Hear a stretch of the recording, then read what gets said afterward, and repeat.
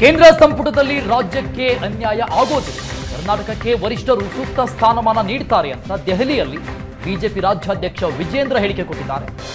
ರಾಜ್ಯದ ನಾಯಕರ ಬಳಿ ವರಿಷ್ಠರು ಚರ್ಚೆ ನಡೆಸಿದ್ದಾರೆ. ಕೇಂದ್ರ ಸಂಪುಟದಲ್ಲಿ ಕುಮಾರಸ್ವಾಮಿಗೆ ಸ್ಥಾನ ಸಿಗ್ತಾ ಇದೆ. ಕುಮಾರಸ್ವಾಮಿಗೆ ಅಭಿನಂದನೆ ಸಲ್ಲಿಕೆ ಮಾಡಿದ್ದಾರೆ ವಿಜೇಂದ್ರ.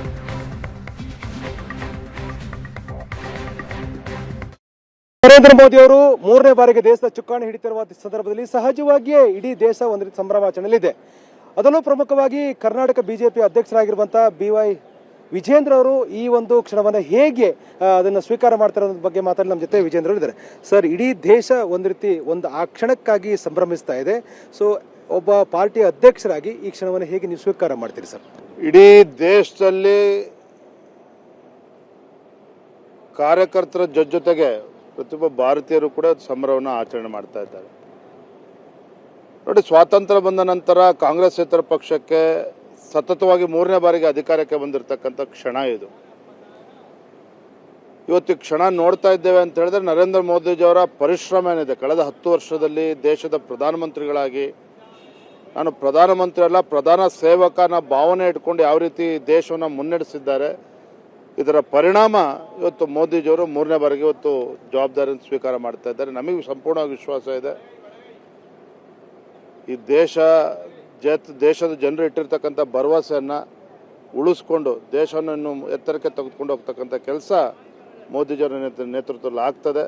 ಪ್ರತಿಯೊಬ್ಬ ಕಾರ್ಯಕರ್ತರು ಸಹ ಇದನ್ನು ಎದುರು ನೋಡ್ತಾ ಇದ್ದೇವೆ. ಇವತ್ತಿನ ಈ ಒಂದು ಮೋದಿಜಿಯವರ ಪ್ರಮಾಣ ವಚನ ಮೂರನೇ ಬಾರಿಗೆ ಅಧಿಕಾರ ಸಿಗ್ತಾ ಇರೋ ಸಂದರ್ಭದಲ್ಲಿ ಕರ್ನಾಟಕ ಹೆಚ್ಚು ಸ್ಥಾನಗಳು ಬೇಕು ಅಂತ ಇರೋದು ನಿಮ್ಮನ್ನೇನಾದರೂ ಕೇಳಿದರೆ ಸರ್? ತಾವೇನು ಸಲಹೆ ಕೊಟ್ಟಿದ್ದಾರೆ ಆಸ್ ಎ ಪಕ್ಷದ ಅಧ್ಯಕ್ಷರಾಗಿ? ರಾಜ್ಯದ ಹಿರಿಯರಲ್ಲಿ ಚರ್ಚೆ ಮಾಡಿದ್ದಾರೆ.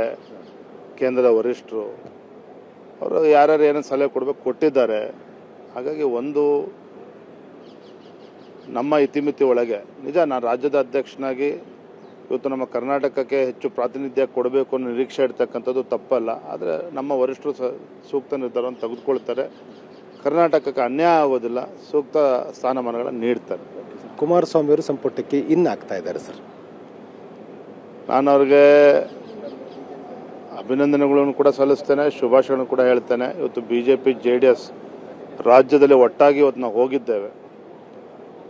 ಇವತ್ತು ಕೇಂದ್ರದಲ್ಲಿ ಅವರಿಗೆ ಅವಕಾಶ ಸಿಗ್ತದೆ ಅಂತ ಹೇಳಿದ್ರೆ ನಾವು ಕೂಡ ಅದಕ್ಕೆ ಖುಷಿ ಪಡ್ತೇವೆ. ಯಾಕಂತ ಹೇಳಿದ್ರೆ ಮಾಜಿ ಮುಖ್ಯಮಂತ್ರಿಗಳಾಗಿ ಅವರದೇ ಆದಂಥ ಅನುಭವ ಇದೆ.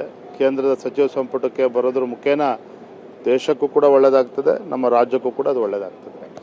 ಸೊ ಇದು BJP ಅಧ್ಯಕ್ಷರಾಗಿರ್ತಕ್ಕಂಥ ವಿಜೇಂದ್ರ ಒಟ್ಟಾರೆ ಅಂದರೆ ಹೋರಾಟಕ್ಕೆ ತಕ್ಕದಾಗಿರ್ತಕ್ಕಂಥ ಒಂದು ಪ್ರತಿಫಲ ಸಿಕ್ಕಿದೆ ಅಂತಕ್ಕಂಥ ವಿಶ್ವಾಸದ ಮಾತುಗಳನ್ನು ಹೇಳ್ತಾ ಇದ್ದಾರೆ. ಜೊತೆಗೆ ಪ್ರಧಾನಿ ನರೇಂದ್ರ ಮೋದಿ ಅವರು ಮೂರನೇ ಬಾರಿಗೆ ದೇಶ ಚುಕ್ಕಾಣಿ ಹಿಡಿತಿರುವಂಥ ಈ ಕ್ಷಣಕ್ಕೂ ಕೂಡ ಅದರಲ್ಲಿ ಸಂಭ್ರಮಿಸಲಿಕ್ಕೆ, ಅದಕ್ಕೆ ಸಾಕ್ಷಿ ಆಗಲಿಕ್ಕೆ ವಿಜೇಂದ್ರ ಕೂಡ ಸಿದ್ಧರಾಗಿದ್ದಾರೆ.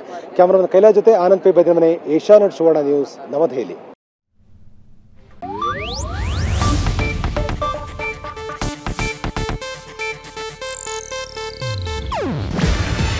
ಇದು ಏಷ್ಯಾನೆಟ್ ನ್ಯೂಸ್ ನೆಟ್ವರ್ಕ್ ಪ್ರಸ್ತುತಿ. ನೀವು ನೋಡ್ತಿದ್ದೀರಾ ಏಷ್ಯಾನೆಟ್ ಸುವರ್ಣ ನ್ಯೂಸ್.